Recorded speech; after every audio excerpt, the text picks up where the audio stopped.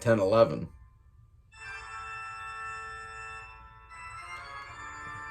(2021) horror movie recommendations for this Monday.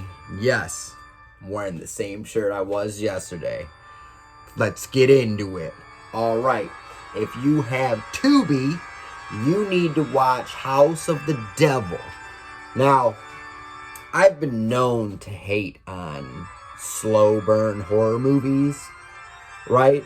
And the reason why I hate on slow burn horror movies is usually there's no fire, right? So you're watching the movie and you're rubbing two sticks together and you're like, hold on, kids, we're going to make s'mores. And then an hour and a half later, it's dark, your marshmallow's stale, right? You just want to go to bed. You get eaten up by mosquitoes, and in the fire pit is just a plume of smoke and stinking wood, right? House of the Devil ain't like that. House of the Devil starts with just a little bit of pine needles in the bottom and leaves and a little bit of sticks. And then Ty West starts building. He don't build a teepee. He starts building a log cabin version of a fire. And then he takes his flint and his stone, right? And then, as Bane says, the fire rises and everything gets crazy and the girl gets shot in the head, and then all of a sudden the Satanists are coming in, they're pouring blood in the skull of the girl's mouth and she's breaking out and they're chasing her and she's stabbing people. Yes. It's a slow burn, but there's actual fire at some point in time in the movie. All right. If you have Netflix, you want to watch the original, The Conjuring, the first one, perhaps one of the best scary movies of the previous decade. It's terrifying, right? I always used to say James Wan fucked up horror by coming out with Saw, because he made Saw, and Saw is amazing. But then they made 20 Saws, and then every movie decided, we want to be Saw. Let's show the grossest thing we can imagine. And it's not scary. It's just the grossest thing you can imagine. A bunch of hills have eyes, and a bunch of hillbilly this, and a bunch of hillbilly that. Just torture porn, right? But then I always say that he brought horror back with The Conjuring, because it got back to horror's roots. Amityville, and then the hide and go clap, and the whole situation, and the exorcism scene in The Conjuring is one of the fucking freakiest you ever seen. Everything starts actually going sideways. She turns completely upside down. She's got the thing over her head. She starts coughing up blood in the thing. They rip the thing. There's a demon in there. Yeah. It's amazing. Check it out. If you have Amazon, you want to watch 30 Days a Night.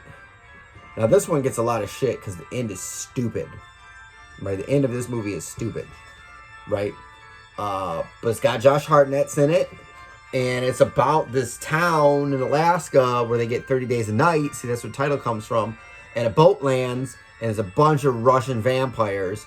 And it's an interesting concept because, like, if the sun no longer rises, what are you gonna do?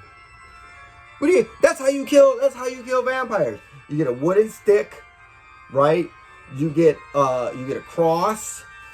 You ain't getting garlic in Alaska. Nope. Perhaps silver hurts them, depending on the mythos.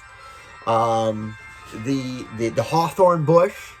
If they walk through a hawthorn bush, like Satanic Rites of Dracula with Hammer. Seriously, Satanic Rites of Dracula, a Hammer horror movie, Christopher Lee. They trick him into walking into a hawthorn bush, and he walks into the bush, and he's just like, oh no, it's a hawthorn bush, and he dies, right? And running water kills him, right? That's Hammer horror got stupid at the end. But anyways, you can't kill a vampire with sunlight if the sun doesn't come up for 30 days. So the vampires just have free reign to kind of start killing everybody.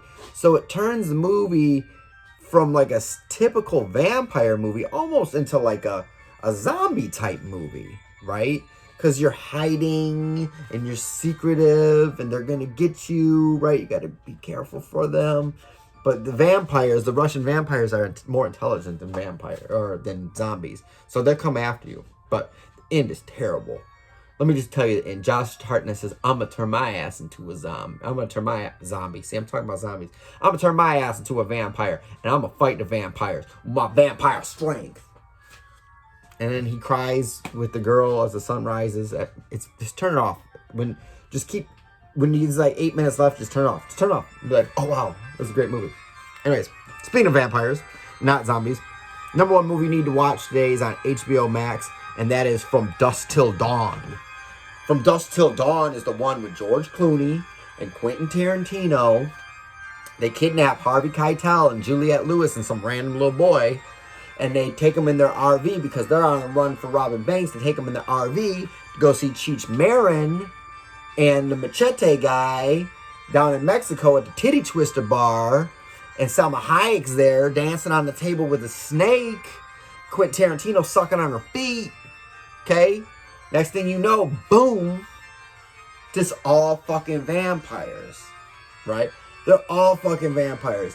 And Fred Williamson is there, and Tom Savini is there, and he's Sex Machine. He's got a little dick gun, and Fred Williamson is there just smoking a cigar, just looking badass. As Fred Williamson always looking badass, and they start messing up all the vampires in the bar, and it's cool because like vampires were always just like chilling in castles with cloaks on and shit, right? And little brooch of a bat on their shirt. Don't you like my brooch, Marianne? Oh yes, let's go drink the blood of some poor people, you know. But this one, they're out of the castle. They're in the seediest, nastiest bar ever. I mean, Cheech Marin is at the front door explaining all the varieties of women they have in the most misogynistic way you could ever imagine, okay? The bar is called the Titty Twister, and they're just killing and murdering and eating truckers, right? And it's amazing. But before you get there, you got Quentin Tarantino being the best fucking psycho ever, okay? People talk about the Devil's Rejects and the Firefly family. Go watch From Dusk Till Dawn and look at Quentin Tarantino in the beginning of that movie when he's just a sketched out maniac, just killing people off of impulse and hallucinating Juliette Lewis wants him to suck on her feet, and just he's nuts. He's nuts, and it's just crazy. And you could easily pluck his character Richie. Oh yeah, his name's Richie. You could pluck Richie out of that movie and put him with Captain Spaulding, and he'd be like, oh, he's one of them. It's perfect. All right. As far as what I'm watching tonight, it's Lovecraft Week. So that means I'm watching a whole bunch of Lovecraftian horror movies. And tonight, I'm watching perhaps the most Lovecraftian and most Nicolas Cagean one there is, and that's The Color Out of Space. Now, I don't think I've ever read the story The Color Out of Space, but I saw the original movie The Color Out of Space, aka Die Monster Die, with Boris Karloff, and he turns into a giant aluminum foil guy. But the movie, this new movie, The Color Out of Space, is absolutely insane, and it's perfect. So, as far as what you gotta watch, just to recap, if you got Tubi, you gotta watch the slow burn horror movie that ends up being a roaring freaking fire, House of the Devil. If you got Netflix, you gotta watch the original The Conjuring with the hide and go clap game that was created just for that movie. If you got Amazon, you gotta watch the first hour and 17 minutes of 30 Days of Night and not the last 12 minutes of 30 Days of Night. And if you got HBO Max, you gotta watch Incredible Vampire Movie, incredible performance by Quentin Tarantino, From Dusk Till Dawn. Check the site today for the recommendations for the whole week. Check the site every day of your life. Just because.